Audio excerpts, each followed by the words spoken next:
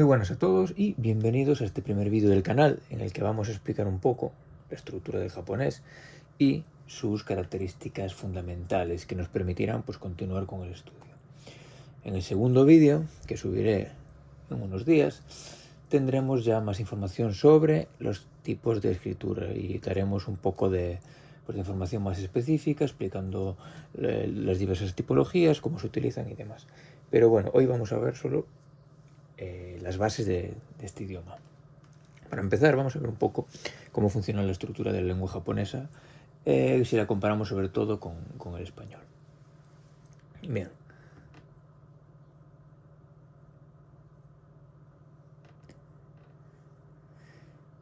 La lengua castellana tiene una estructura que se denomina SVO, sujeto, verbo, objeto.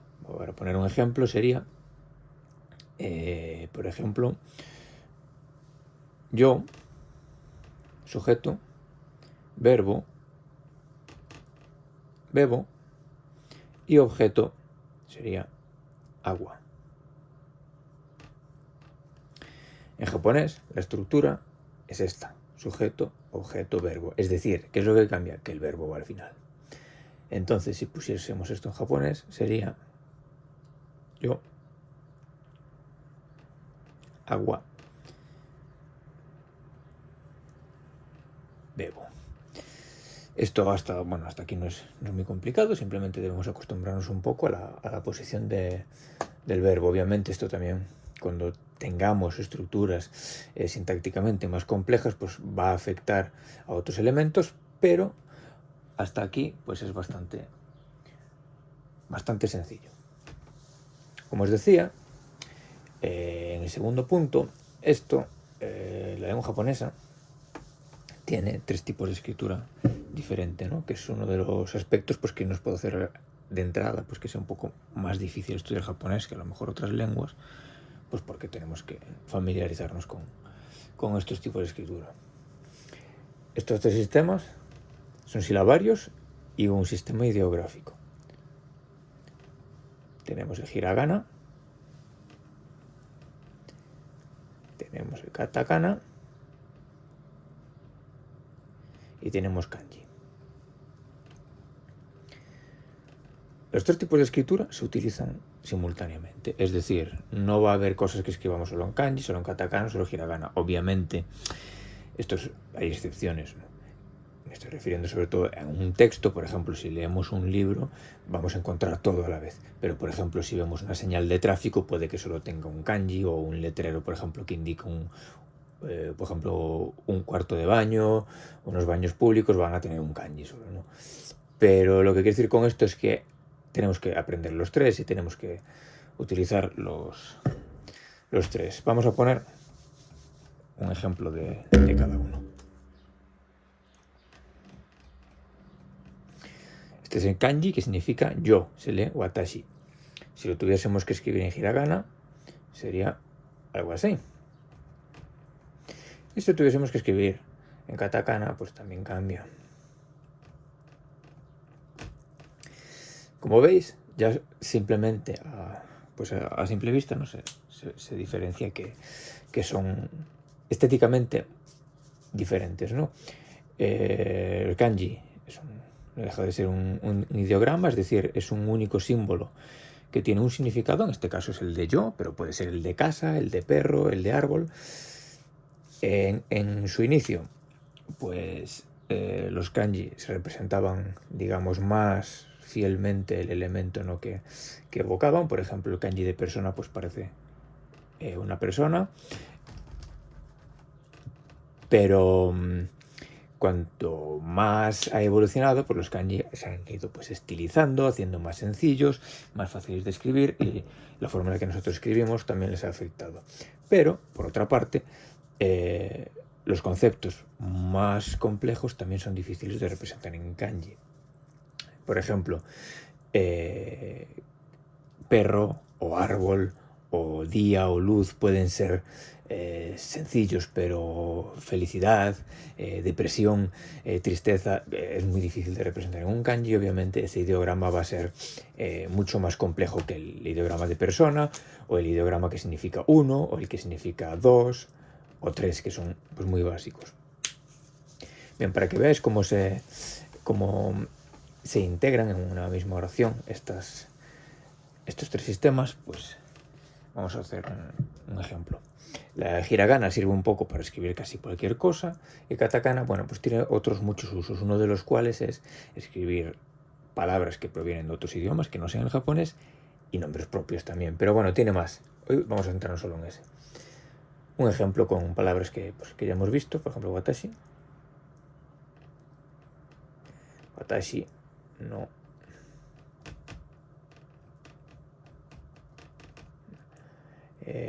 va, por ejemplo, vale.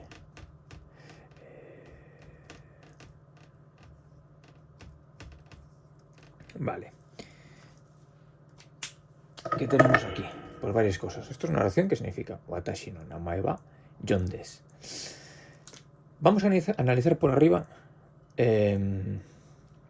lo primero que hemos visto referente a la estructura. Primero tenemos un sujeto, que es watashi no namae wa. Tenemos un objeto que es John. Y tenemos un verbo, sujeto, objeto, verbo, que es desu. Para simplificar un poco, ¿no? Bien, la palabra watashi, que es la que significa yo, está escrita en kanji. La palabra no, que es una partícula en este caso, que definiríamos como posesiva, está escrita en hiragana. La palabra namae, que significa nombre, también está escrita en kanji. La partícula wa, que indica el tema, que en español a veces puede coincidir con el sujeto, pero esto ya lo veremos más adelante porque es más complejo, se escribe en hiragana también. La palabra John, como es un nombre de origen inglés, se escribe en katakana. Y el verbo pues se escribe en hiragana. Como podéis ver, en una oración pues sencilla hemos utilizado los 3 sistemas que tiene el japonés. Además de esto, el japonés, además de todos estos aspectos que hemos enumerado, tenemos que destacar un aspecto bastante importante, y es que se trata de una lengua aglutinante.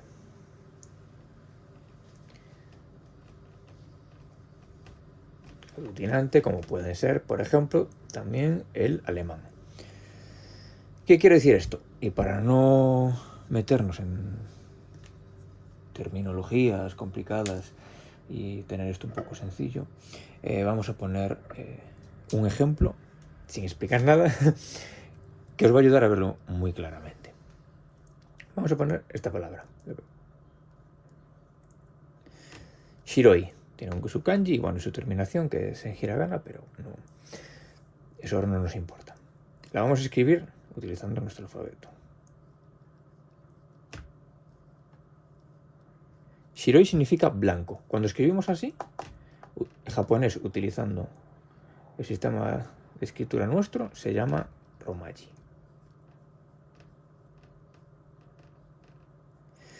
Bien, tenemos shiroi, que significa blanco. Es un adjetivo de los llamados de tipo i, que se llaman así pues porque terminan en una i. Más sencillo imposible. Vale, si yo borro esta i y pongo, vamos a ponerlo en otro color para que se vea, pongo kunai, tenemos shirokunai, que significa no es blanco, es decir, kunai añade simplemente negación. Pero veis que sigue terminando en i, sigue siendo un adjetivo. Pasamos de shiroi a shirokunai. Pero si ahora le borro la i a kunai y le pongo esto, tenemos shirokunakata. Shirokunakata significa no era blanco. Entonces tenemos un adjetivo de base, que es shiro. Tenemos la parte que añade la negación y la parte que añade el tiempo, que es en este caso pasado. Bien, ¿qué quiere decir esto? Pues que simplemente vamos añadiendo elementos que van concretando el significado de la palabra original. En esto básicamente consiste por describirlo de una forma sencilla, una lengua aglutinante. Ya iremos viendo otros casos, porque esto sucede pues con los verbos, con los adjetivos, etc. Y esto nos permite también tener palabras muy largas, pues como habréis visto en lenguas aglutinantes como el alemán, pues se forman al final pues palabras bastante largas. Pero el uso de partículas, como os había enseñado antes, la partícula wa y no, hace que el japonés tenga un par de características únicas. Bien, partículas como vimos antes, hay muchas. Hay partículas como wa, que indican el tema, partículas como ni, que pueden indicar el lugar o un complemento indirecto, partículas como wo, como yo, como ka, que indican una interrogación. Hay un montón de partículas. Estas partículas nos indican qué función tiene en la oración la palabra que va delante de ellas. Entonces, el hecho de tener estas partículas, el hecho de que la lengua sea aglutinante, tenga palabras largas y demás, hacen que el japonés se pueda escribir pues sin espacios. Si habéis visto alguna vez un texto en japonés, pues se escribe todo seguido, no hay de punto en punto, ¿no? De coma en coma, pero entre las palabras no hay un espacio. Porque yo simplemente aquí pongo yo y pongo su partícula que indica el tema, pues ya sé cuál es el sujeto, el tema de la oración. Si pongo un o, ya sé cuál es pues el complemento directo. Muy sencillo. Entonces sí, efectivamente el japonés no necesita estos espacios, aunque a veces vais a ver textos que entre las palabras sí hay espacio. Estos suelen ser pues sobre todo libros para gente que está aprendiendo, libros a lo mejor para niños, pero lo normal es no, en un texto digamos normal en japonés no hay espacios entre las palabras.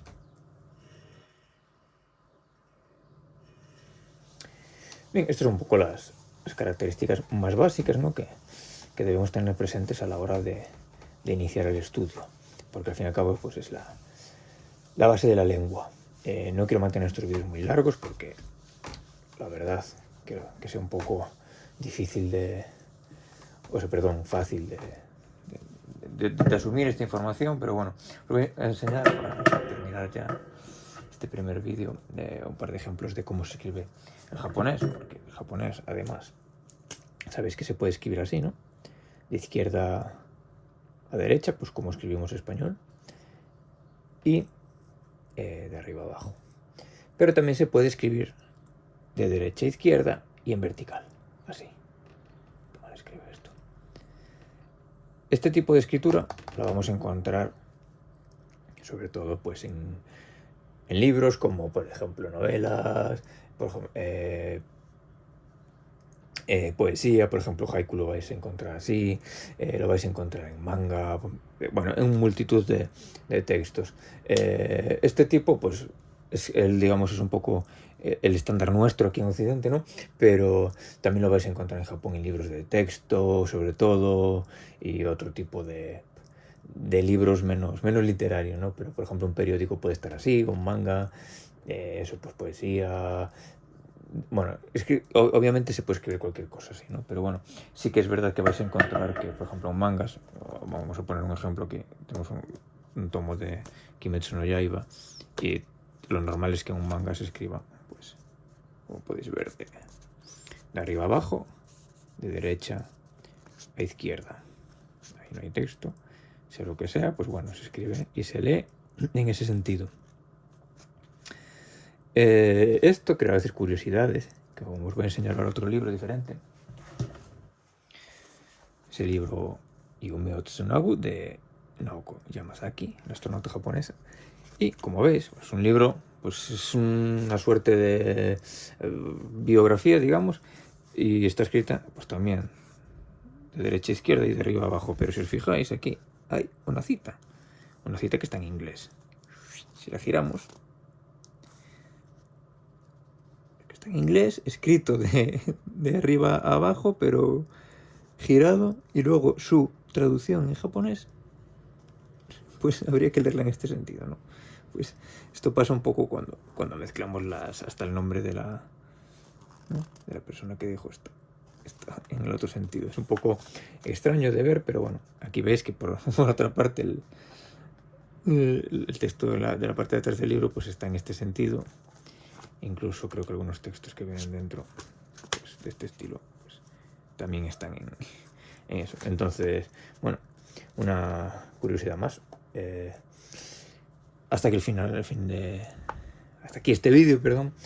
En el siguiente hablaremos solo de escritura, porque quiero explayar un poco más en para qué sirve cada silabario, cómo funcionan, qué tipos de sonidos hay y sobre todo por qué hay que estudiarlos todos, porque son necesarios, porque necesitamos saber hiragana, katakana y kanji para poder avanzar en el estudio japonés. Muchas veces veréis por ahí que gente dice, no necesitas kanji para aprender japonés, o no necesitas esto o lo otro. Bueno, sí, claro, puedes aprender solo a hablarlo, pero es inevitable que tengamos que estudiarlos todos porque los vamos a ver. Y si, dependiendo de vuestro objetivo, seguramente vais a querer leer algo en vuestra vida, no solo hablar. Así que es necesario, sí. Es verdad que es un poco engorroso, pero merece la pena y no es nada difícil. Así que nos vemos en el siguiente vídeo, en el que explicaremos todos estos asuntos. Espero que os haya gustado, no os hayáis aburrido mucho, y si queréis pues podéis hacerme preguntas y os las contesto en comentarios. Así que hasta la próxima.